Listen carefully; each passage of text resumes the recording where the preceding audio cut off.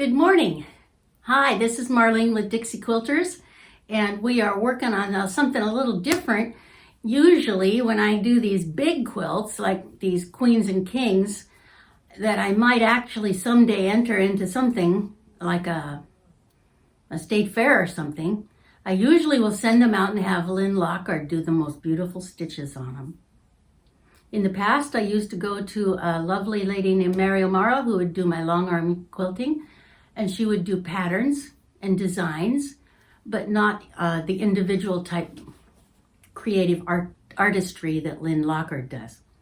Now, for when I'm making a quilt for a 2-year-old or a 5-year-old or a 7-year-old, I'm going to use industrial stitching. I'm going to stitch and glue the binding on because I know they're going to go through the wash repeatedly. So I finished up my 2 dinosaur tops.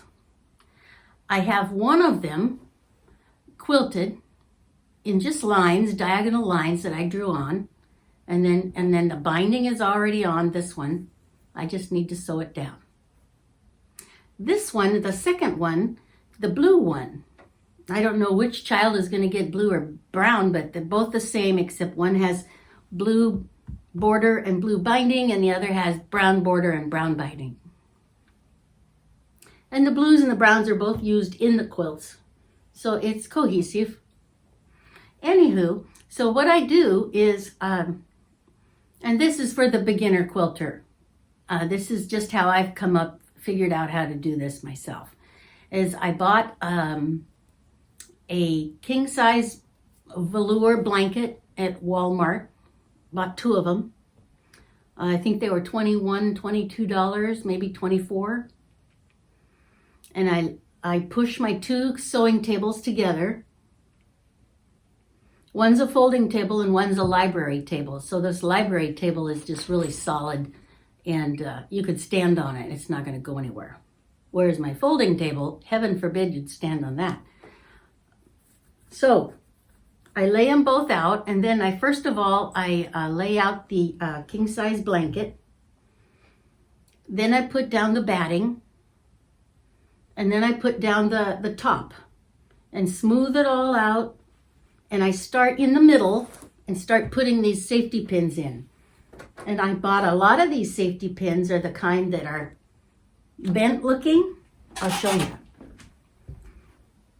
See, they're sort of bent looking.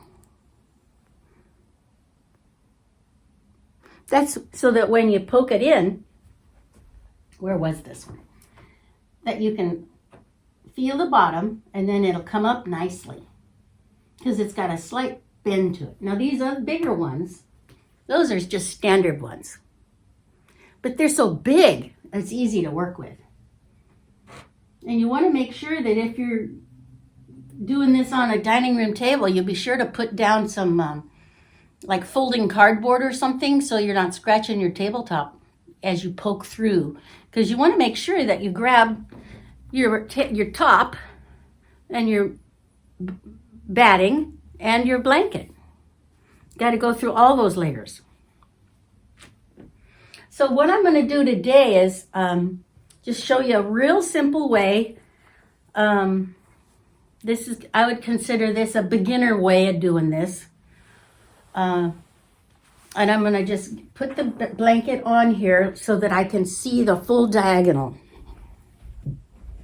And then I'm going to line up my my rulers and draw on a line to start with for stitching. And I'm drawing it on with Tailor's chalk. I found that is very inexpensive and washes out, dusts off. And you just have to be careful you don't break them. But they're pretty fragile little pieces of chalk. But, that works. Now, please, if any of you have better ideas, please teach me, because this is just what I put together to make this work for me. So I'm going to just come down through here, go end to end. I'm going to use all 3 of my rulers. And I'm going to line that up with the corner here and the corner there. Sort of get an eye on it and see.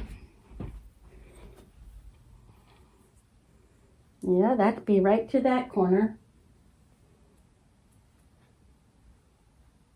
And I suppose I could double check that with my small ruler. Here it is.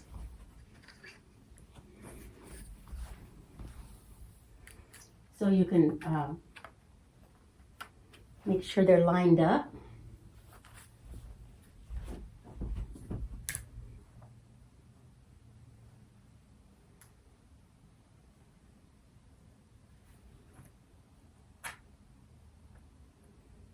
Does this make sense to you? Those of you who are experienced quilters and do this all the time, don't laugh too loud, but this is how I've how I've come up with it. Once I make this one line, then I can use my walking foot measuring device that it's like an outrigger bar, and then that means that you can get the each subsequent row would be spaced out that much from your starting point.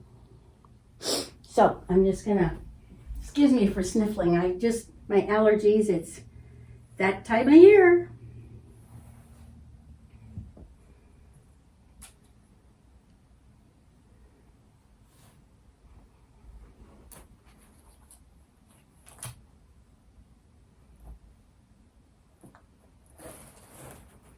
And you gotta just sort of make sure you try to keep them in row.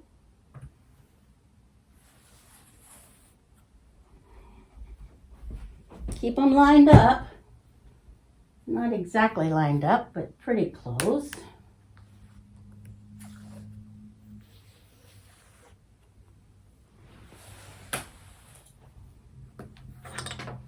And I want to get that last part that comes clear out to the corner.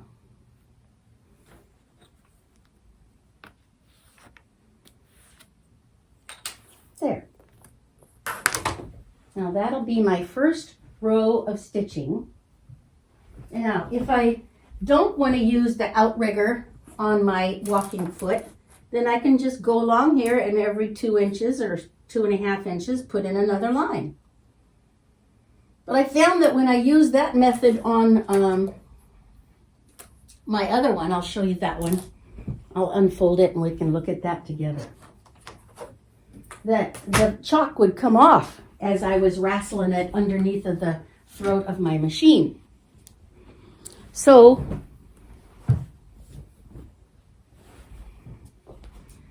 I'd have to go back and draw them on again so that I could see them.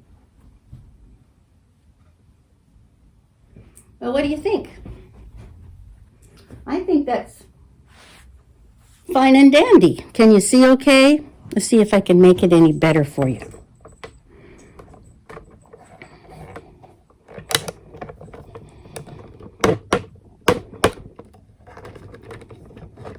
See, they're just drawn on there. And then I haven't washed it or anything. You can see a little bit of the dust from the chalk, but not very much. So it comes right off.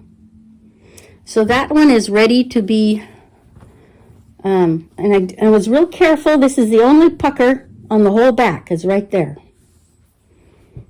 And do allow enough on the edges to allow the fabrics to shift while you're quilting in them. Because you can see I took it, when I first set it up, I took it too close to the edge of the blanket. So I had to undo the whole blanket binding and open it up as far as it'd go to have enough to finish off this one correctly.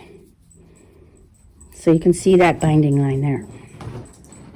But again, these are for the kids. And yes, I worked hard on it, but these are not showcase heirlooms in my estimation. So that'll all come together nicely. But I'm planning to glue it down with fabric glue and then sew it down, hopefully from this side, and I'll stitch in the ditch. That's why I want to glue it down on this side. So that is what I'm doing with my dinosaurs. And it's very difficult to try to wrestle this underneath of the throat of your machine.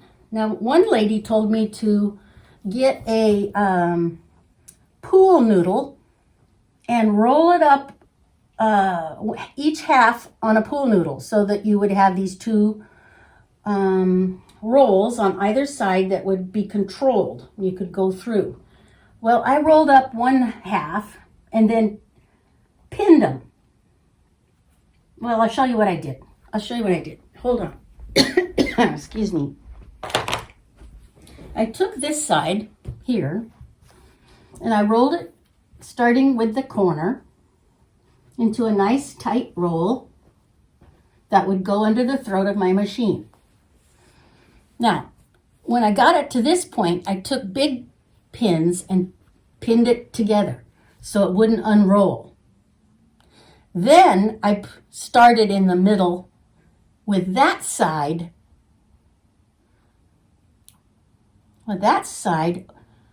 on the left of the machine, so it didn't even have to be rolled.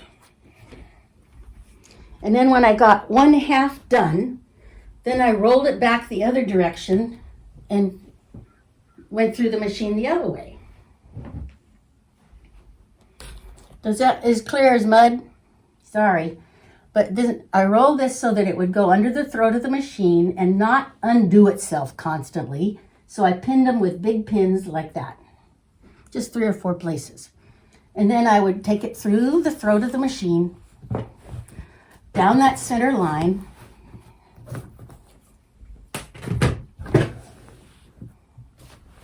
and then I would start again at this end and come back down through again and go back and forth on this side only.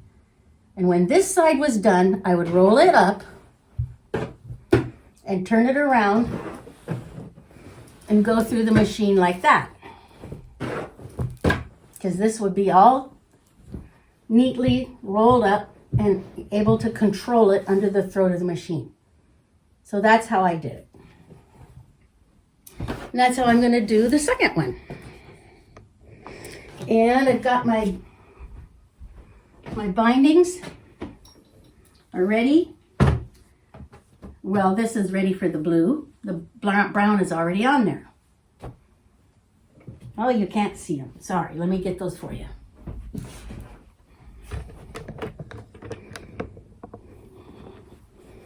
Here's my binding for the blue. So, hope that helps. Any of you that know a better way of doing this, please put that in the comments. I'm just getting started on this next one today. Thank you. This is Marlene with Dixie Quilters. Bye.